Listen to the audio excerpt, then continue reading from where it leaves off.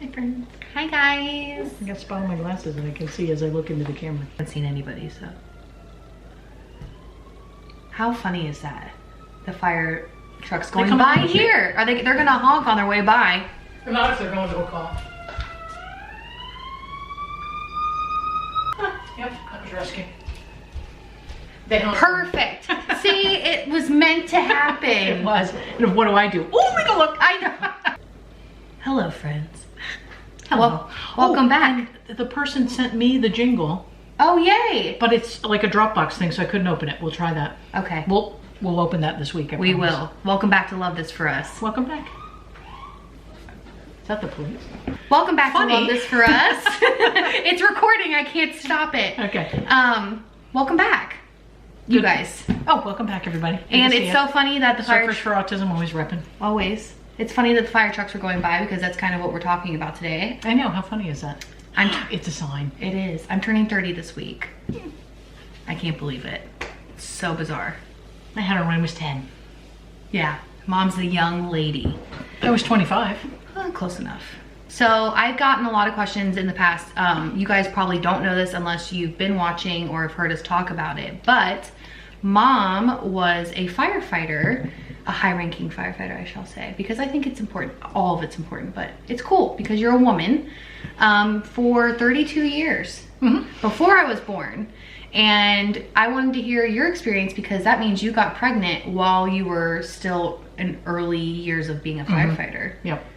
Let's talk about you being one. Well, let's talk about your birthday because that's how we got talking about it on Lauren's birthday. Every year I tell her birthday story. Yes. And meaning when did I go in labor and all that kind of stuff. As far as knowing I was pregnant, you know, watching you do the pregnancy test and everything, you know, 30 years ago, home pregnancy tests weren't really a thing. Did I do one? I don't think I did. I don't think they had them.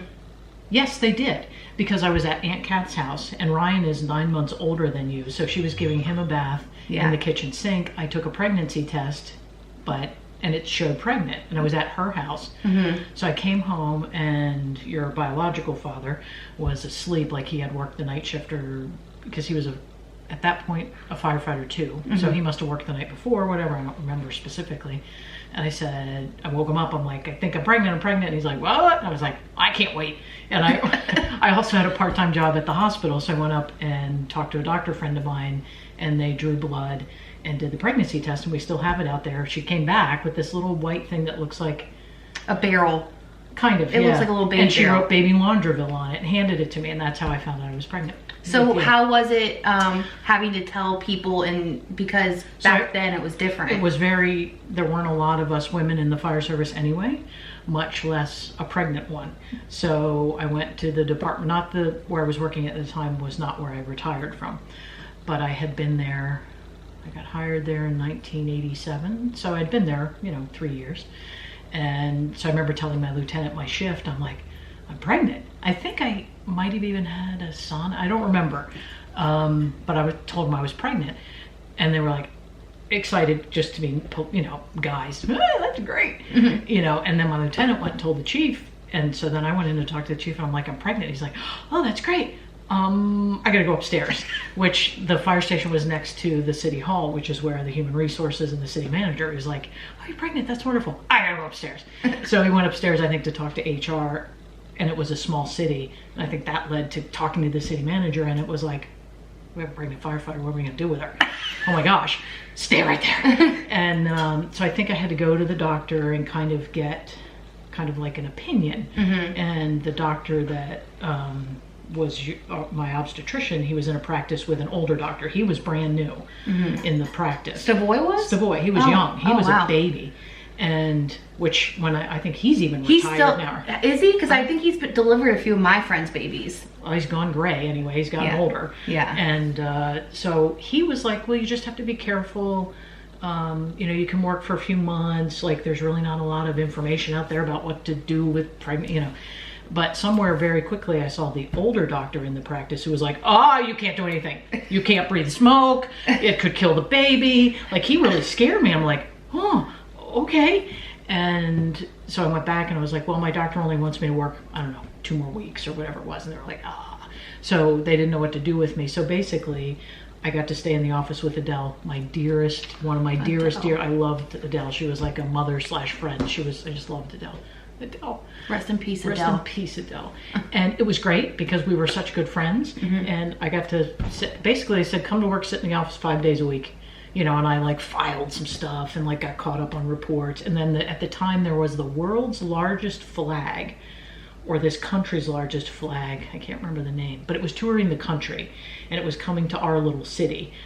You know, now that I think about it, that's the first event that I went to? No, oh yes. And the first event that I did do event planning back then. You did? So I had to plan this little event, get volunteers to hold, because basically you had to get volunteers to hold this gigantic flag, and somebody like got on a tall building, no drones or anything, took a picture of it. And the city manager wanted me to try to get a flyby from like the Blue Angels.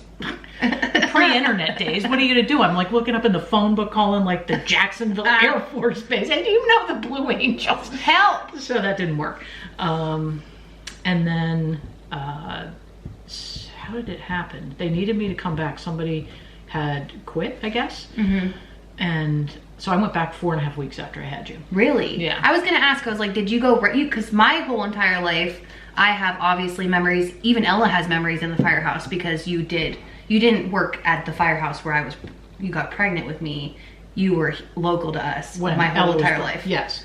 No, you probably don't have any memories because I went back after 4.5 weeks, which was a big reason I didn't breastfeed, which my mother didn't breastfeed, so I wasn't raised to think you did. I wish I did, but it just wasn't a thing. And especially going back to work at 4.5 weeks.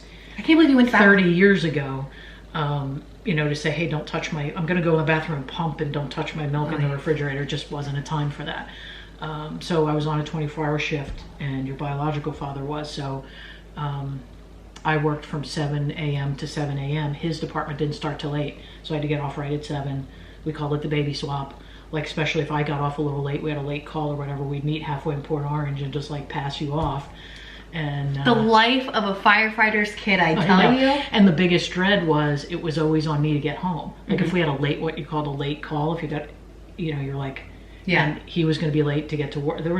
It was so stressful at the end of every shift to try to get off on time. Or I would try to like work out with Joe King. Remember Joe that we had the party, the pre-funeral party for him? But then he wasn't a medic. It was just a constant battle of trying to get somebody to come in a little bit early for me so I wouldn't be late, and you know. So. How about your early years, like raising a baby as a firefighter, trying to work her way up in the ranks? Because you ended up working yourself Well, I kind of had a feeling, like I knew I would want to advance. So even before I got pregnant with you, my lieutenant was super encouraging about go to school. Like, especially now, you don't have any children, you know, go to school. I showed up at this Florida State Fire College 8 months pregnant with you to take the last fire inspector class I needed. And again, I show up and they're like, you can't see here, they look right at my belly like, what are we supposed to do with you? Yeah. Because I was coming there to stay because it was far from home, you know, and you stay in the dorm, and it was just like, I'm like, I'm here for the fire inspector class, I'm checking into the dorm, and they're like, how crazy is that? And I didn't end up staying. It just felt so uncomfortable. They made me feel uncomfortable. And it started to freak me out because they were like, well, what if you start to have the baby up here in the middle of the well, woods? You guys are all firefighters and stuff. So but I ended up coming home and I finished that class like when you were tiny, you know, when you were like a month or two old. So my memories, because I have memories wrapped up in this too, is my mom has worked at the same station for what I can remember my whole life. Right. And which is why I changed. I left that job because it was a 24-hour shift. I wanted to have a daytime, you know, Monday through Friday job, which is why I came here and was fire marshal for all I was about to say, years. did you come here as a fire marshal? Is that how it happened? Yep. So you were fire marshal or fire inspector for a long time then? 18 years before I got promoted to captain. Captain. So captain, if you guys aren't familiar, is right below a chief. In our department. Every department. department has very different structure, but at that time in our department it was the second. I remember when you got the captain position because I was older by that point. I think your grandfather was so thrilled. So proud. And it was just like, I was so proud because everybody in my life knew you as Firefighter Jill because I had the cool mom that was a firefighter. No one else did. And it was super part cool. of my job would take me to the schools to read talk books. about stop, drop, and roll and that kind of stuff. So everybody knew Firefighter Jill. Where was I? Working out in the Y one day, and some kid was like 18. Like, you guys were grown. He are you firefighter Jill? I'm like, yeah, you used to come to my class. I grew up with all the firefighter kids. Like we were a tight crew. Like I knew all of the kids. I still know them. I mean, and a lot of them are firefighters now, which is so funny. Like I always wondered, but you had no interest whatsoever. Nah. And I used to wonder about Ella, but she's not going to want it either. She hates sirens. I know. That's a deal breaker. How was it to be, like, how was it being a woman in the fire field? Obviously, you knew early on, like, people are freaked out by this, and that was like a... The pregnant thing was probably the only time I ever really felt singled out, just because it was unusual. Yeah. You know, there weren't a lot of women, much less pregnant women. But other than that, I never really had one instance of some inappropriate talk from a superior. Nobody that's around anymore. If anybody's watching this, it's nobody that anybody would know. Yeah. We're focused. Out of focus. Oh, get back. Come back. There we go. Okay. Let's stay closer together. Oh, okay. Closer this way to you? Yeah. Okay. So no, I've never had, I always felt like I came to work as a person. I didn't come to work as a woman. I would never, ever, I'm not going to be the one to complain that I have my period. I can't, you know what I mean? So no, you just come to work as a person and act as a person and, you know. Do you miss it? Mm-hmm. Well, what, I run to the window and they went by? You're still like kind of involved. Like obviously you're not a firefighter anymore. No, but I still help. I go in and do interviews when they have promotional interviews or new hire interviews, which is wonderful because I feel like that's the tradition of the department that I can still be involved in. So. And she teaches at fire EMT. EMT at the local college. You're so accomplished. You really are, because like at 30 years old, you had a career and you knew you wanted to advance and you knew exactly what you wanted to do and you went back to work after that. I encountered all the right people along the way. You know, like my early lieutenant that said you should, you know, take as much training now as you can. You know, it was important for me to get a degree. Yeah. You know, so I got a degree. Actually, I was offered a fire chief's job in another county. When? Who? Where? Palm Coast. Years ago. You were teenager? No. There we go. Yeah, when I drove up there for the interview, I realized I didn't want to be driving up there every day and staying late for council meetings and all the things that go along with being a fire chief. But the biggest lesson I learned on that is rather than say that to them, I said, I'm not going to take the job. It's not enough money. And they were like, okay, well, how much money do you want? Learned a good lesson to just be honest. Yeah. This isn't a good fit for my family is what I should have said. Because what she's not saying is my mom made dinner for me every single night of my entire childhood. Every night we had dinner on the table together, sat at the table, ate dinner together. Like you went to work, it's like faithfully, you went to work at 8 a.m. Remember we would listen to Scott and Erica on Fridays. Every day. I don't want to work. I just want to bang on the drum all day. I heard that song the other day. We had a dialed in routine. I mean, my whole life. Left the house at like 7:45 to drop you off at school to get to work by 8. You're just a stellar mom. Oh, you really did such a good job. Because thinking about it is like going back to work 4 weeks after you have a baby is intense. That's like really soon. It didn't feel like it at the time, but when I think now, I'm like, that's really soon. You're not even cleared for 6 weeks after having a baby to like have, you know. Probably broke all the rules or it was too soon. They're like, this lady's a firefighter, she'll be all right. I got a lot of that back then. Just like even some of my early knee surgeries, they're like, oh, you work out or you're a firefighter, you'll figure out how to rehab. I feel like that's how everybody always treated you. You have to learn how to advocate for yourself. The second knee surgery, I'm like, no, I want help. I'm really proud of you. You're an awesome woman. What would be some advice, because if there's a woman firefighter or a firefighter in general watching, like what would be some advice you'd give someone who wants to go into the field of firefighting? For a woman or in general? Well, for a woman, don't think of yourself as a woman going into the field. Just think of yourself as whatever, a person. Prepare yourself physically, you know, because it is physically challenged. You know, it's tough. Prepare yourself mentally. And what I encourage is most departments, no matter where you live, you can do like a ride along, and, you know, where you just observe and see if you really like it. Yeah. You know, I knew early on there's no reason anybody can't do it. You know, I was raised, I mean, your grandparents weren't hippies by any means, but I was definitely raised to, you can do anything you want to do. So it never even crossed my mind that it would be different. Why would that be a thing if I decided I want to do that? I didn't think about it being different either until I had people be like, wow, your mom was like a captain and she's like, it's a thing. And I was like, oh. Well, even before I retired, just before I retired, your father he's always repping the, you know, he'd have a hat on or a shirt and they were like, oh, where do you work? He's like, oh, it's my wife. And most people would think that was cool. And once in a while oh, Yeah. Your wife's the firefighter? Oh. When I get pulled over, I always have a fire sticker on the back of my car. I don't have one currently. I'm gonna have to get one of those. But every time they'd be like, so, cause that's like the standard, like. Where's your dad, a firefighter? Yeah, and I'm like, oh no, it's my mom. Which my biological father was a firefighter back in the day. I could say that. I mean, true, yeah. But it was always you, and I'm like, oh, it's my mom's captain, and they'd be like, Jill, like they know you. It's every single time, and I'm like, yeah. So let me go. When you had your car wreck, didn't those guys? They knew the guy. They knew him. Yeah. They knew that guy. Because that was newer. It was in Port Orange, and that's where he had worked before, so they knew. They called him, and then I was like, no, call my mom. It was so bad. I had a really bad car accident. What was it? A long time ago.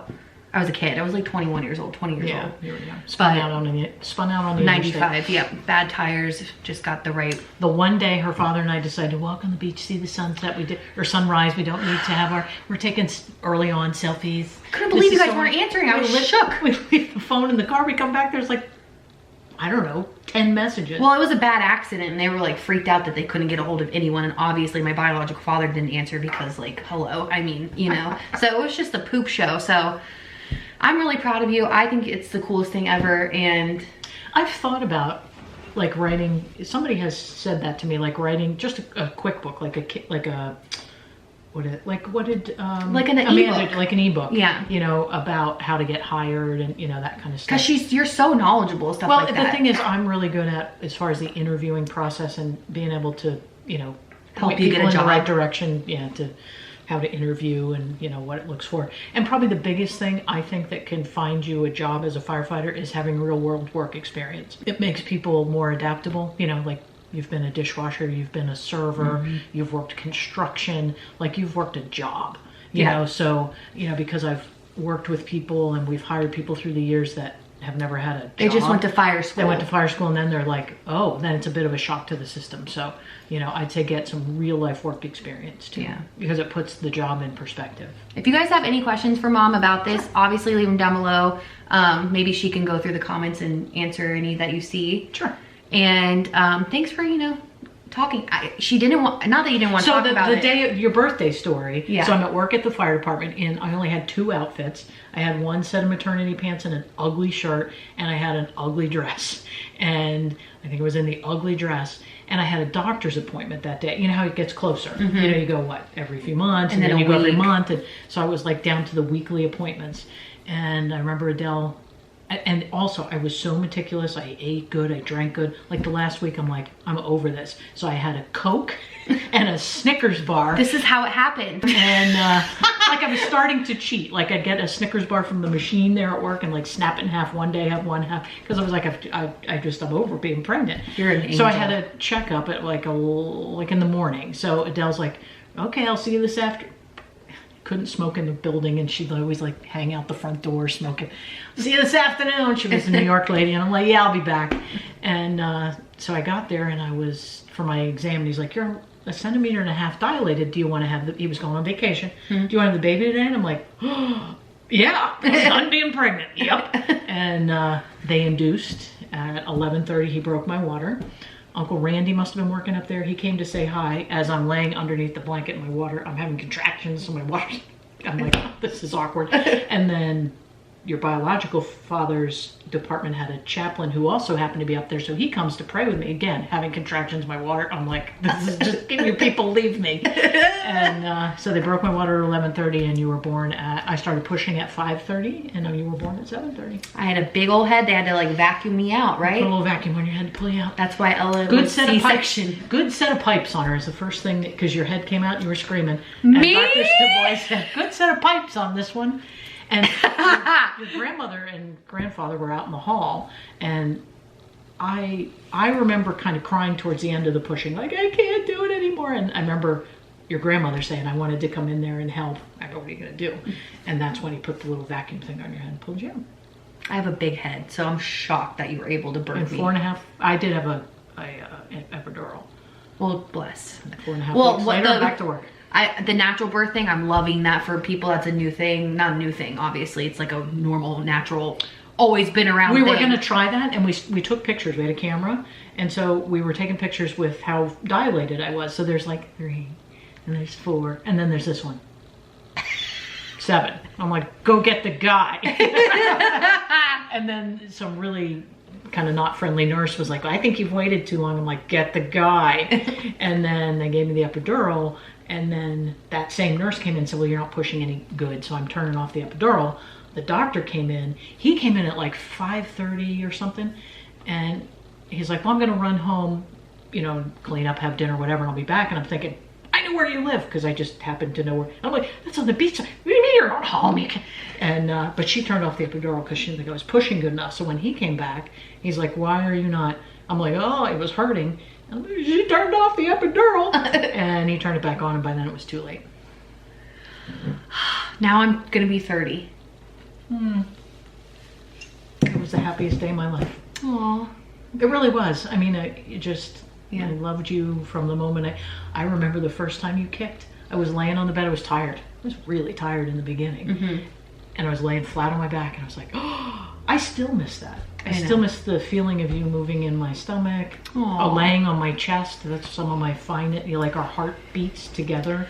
You're such a mom. I am. Well, you feel the same way. I do. I mean, I do miss it. And that's why when you're like, why do you touch me? All the time. Because you're my baby. I know. Oh, that's emotional. I'm gonna get crying. Well, guys, that's a story of mom being pregnant as a firefighter. Yeah. And 30 years later, here I am. Yep. Fat and sassy. With a good set of pipes. With a good set of pipes. You were a little baby, 6 pounds. I was a tiny little nugget. No, 7 pounds. You're 7 pounds even. Yep. And long, like 22 inches or something. I'm still tall. We're gonna wrap it up. Make sure you guys leave questions down below for mom. And we'll see you guys in tomorrow's video. Now I'm gonna go be nosy and see where the fire truck went. I know. We'll see you guys tomorrow. Bye. Bye. Oh my gosh. It's what I do. I don't do that.